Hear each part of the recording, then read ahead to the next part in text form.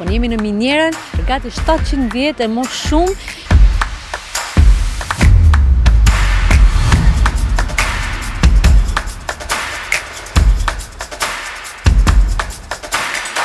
Statujat e bukura që janë këtu me këte vite me radhë, mund të shkrin, mund të prishen.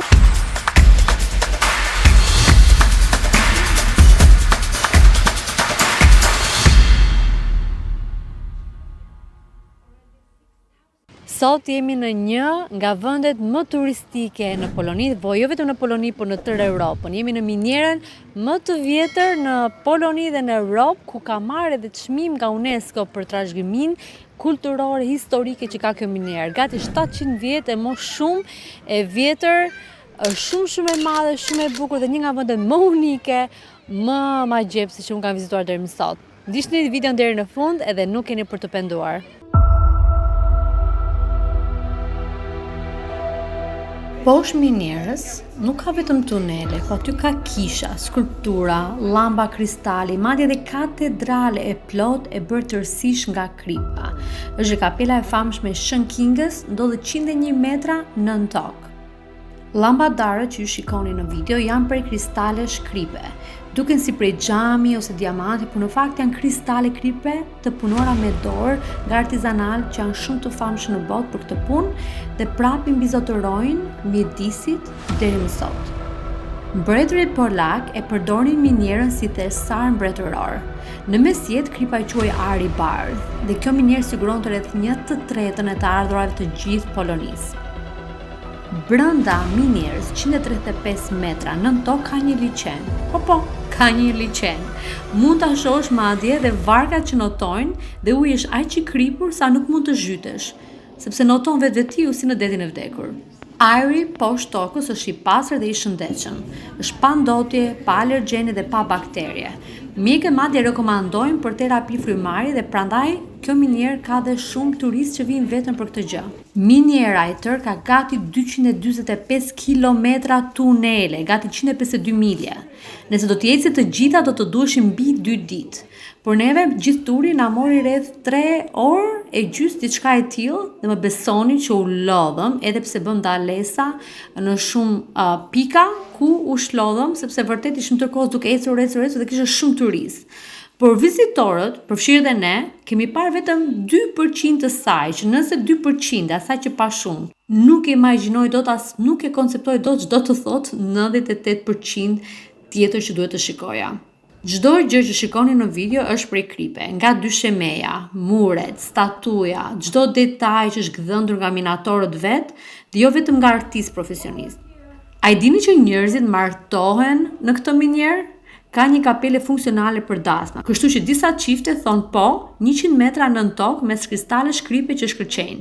Ka një sallë koncertesh nën tokë, ku akustika është aq e mirë sa orkestrat e vërteta performojnë aty dhe tingëllon më bukur se shumë teatër të tjera në sipërfaqe. Muret e kripës djersiten dhe kjo është gjë e mirë.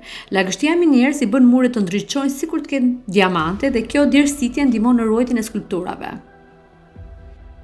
Pra si që shikojmë, kjo është ura uji kripur që kalon këtu dhe pastaj bie mbi kallëmbat. Kjo është ajo që po shikojmë. Të është gëzha e madhe, nuk e di nëse në kamerë e kuptoni, po ta krahasoni me njerëzit aty. Është shumë e madhe dhe shumë interesante. Mënyra se si vijnë këto vallëzimet e vendit. Minierat mendosh sa e madhe që ishte, hyrja vetme është te kjo vendi ku hym. Dhe nuk shikohet asnjë gjë, çdo gjë është poshtë, hym gati 40 kate poshtë që i zbritëm me këmbë dhe gjitha është brenda. Pra çdo gjë që ne shikojmë në sipërfaqe, nënt dhe është Miniera që ne shikojmë sot. Zbritëm 40 kate poshtë, mbi 300 shkallë, edhe shpresoj që nuk kemi për të ngjitur dhe ka një ashensor që na pret. Kishte shumë rregulla, sepse këtu ka shumë tunele dhe normalisht mund të humbasësh nëse largohesh nga grupi, por nuk mund të lejosh të lëpish domethënë nga skulpturat që janë bërë me krip. Nuk kam mundur të bëj video fare sepse turi është shumë i shpejt, pra është gati 2 orë, 2 orë e gjysmë dhe tërkohës jemi nxito, as foto nuk kemi kohë të bëjmë, dritat janë shumë të imta dhe bëjnë të tillë sepse nuk duan që gjithë statujat që janë bërë me krip, pra gure krip, mos të shkrin, gjithë temperatura, gjithë, le të themi, nëse ka lagështirë, ka ventilim të posaçëm që të jetë i një trajqëm kudo, sepse nëse ka sikur dhe pak lagështirë, statujat e bukura që janë këtu me vite me radhë, mund të shkrin, mund të prishen, dhe biles na tregoj një shembull se si shkrishe dhe humbise gjithë ato detaje. Këtu mund të bësh edhe dasma. Pra, jo vetëm dasma, po mbahesh çdo të diel në mëngjes, në orën 7, mund të vije këtu dhe është tamam si një kishe madhe, brenda shpellës, pra jemi gati 90 ca metra në thellësi, kemi zbritur, e kemi ecur me qindra shkallë, edhe kemi ecur aq shpesa, më duket se kemi vërtet, domethënë një orë ca një për njërë, edhe turi vazhdon, është gati 2 orë gjysmë, kështu që do të vini të shplodhur, nëse keni fëmijë që do ankohen dhe do keni nevojë për karroca, më mirë mos i merrni fare karroca sepse nuk ka ashensor, ka shumë shkallë dhe vërtet tani e kuptoj pse shumë njerëz sa herë thoshim që do jemi në Poloni apo në Krakov, na thoshin shko dhe vizito shpellën e Kripës apo minierën e Kripës, quhet tamam. Është vërtet një mrekulli dhe ajo që ka bërë akoma më të bukur është që kanë bërë një investim të papar për ta bërë tamam si një muze, për ta bërë të aksesueshëm nga publiku. Ka shumë turista me grupe nga tërë bota, sepse siç e pam ishin gjuhë të ndryshme, nëse ishte spanjolle, nëse ishte gjermane, italiane, ne jemi për momentin në turin anglez, pra anglisht, por ky është momenti vetëm që pata për bërë një video, më thënë aq që shpejt është, e ndërkohë duhet të ecësh, duhet zbresësh shkallë, dhe tani po ecim, aq ishte momenti domethënë që na lan, sa dhe foto nuk po bëjmë dot, sepse nuk ka kush të bëj foto secili po nxiton, por një gjë shumë karakteristike që më bëri shumë përshtypje, thoshte që pra gati në vitin 1300 kur ka nisur miniera, që bi gati zërës mbi 700 sa vite më përpara, për të ndihmuar, për të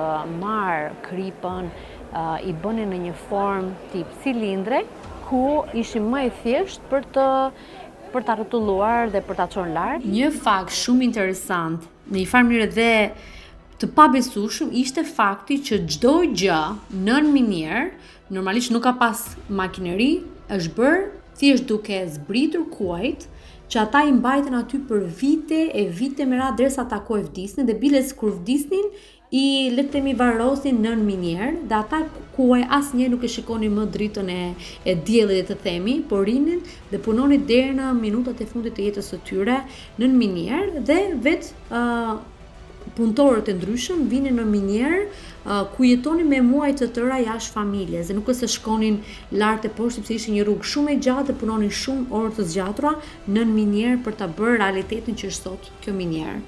Prandaj shikojmë dhe shpesh statuja të kuajve që njerëzit përdorin në këtë minier kur transportonin kripën, gur kripëror etj me radhë, dhe kuajt kishin dhe sallat e tyre ku kujdestarët i jepnin ujë të freskët, ushqim, pra në një farë mënyrë edhe pse nën errësirë, kuajt përveç punës që bënin si kuaj, kishin një jetë të shëndetshme.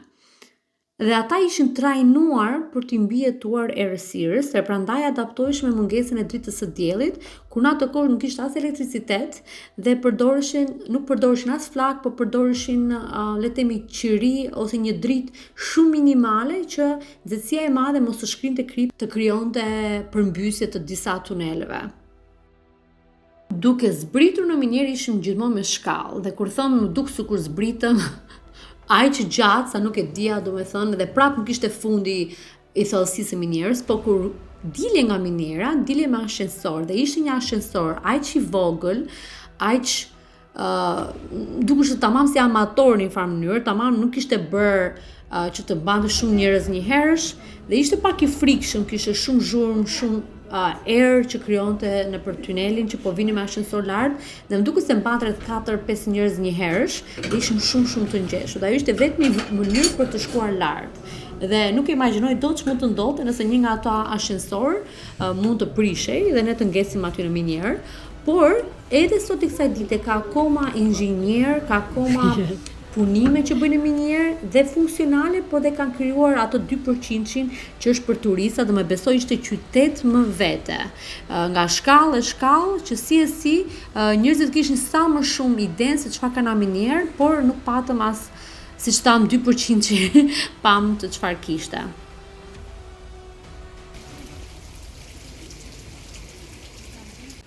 Që shikoni nga brenda, janë vetëm shkopinj. Kalamba, thuani që do është deg peme që kanë vënë brenda për dokërim. Dhe nuk e di pse, e kam parë në shumë vende edhe në parqet poloniste. Dhe këtu po shikoni kanë ngrirë apo shtar kripa, uj kripu që ka rënë. Shikoni sa e madhe dhe e thellë që është nga brenda për të krijuar kullat e ndryshme. Nuk e di tamam çfarë kuptimi ka kjo kull, apo thjesht për ta bërë sa më unike. Po jam shumë e sigurt një kull e tillë mund të bëhet shumë kollaj në Shqipëri dhe bën dhe vend turistik.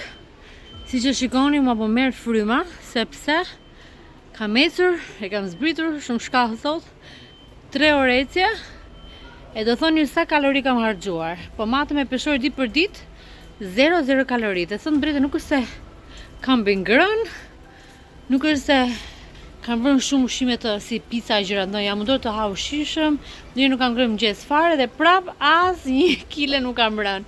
Dikush më tha mirë se erdhe te 35-a, se 36 vjeç, pra zërsa afër 40-as, kur fillon mos të humbësh më peshë.